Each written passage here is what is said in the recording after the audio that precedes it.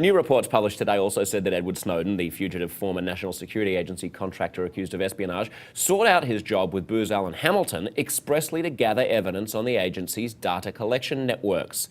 The interview with the South China Morning Post, he said, "My position with Booz Allen Hamilton granted me access to lists of machines all over the world the NSA hacked. That's why I accepted that position about 3 months ago."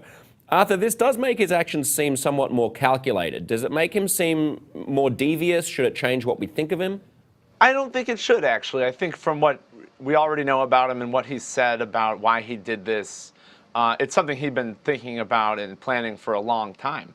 I think what it does is makes an even bigger black eye for the contractors who hired him and who failed to apparently catch some discrepancies in his resume.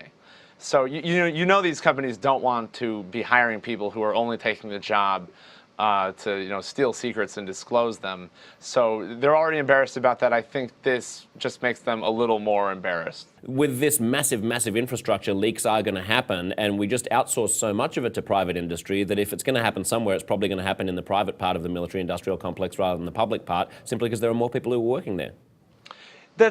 You make a great point, and I think, and officials have said there's nothing to stop the next Ed Snowden. So it's the kind of thing that is just a new type of risk for security agencies.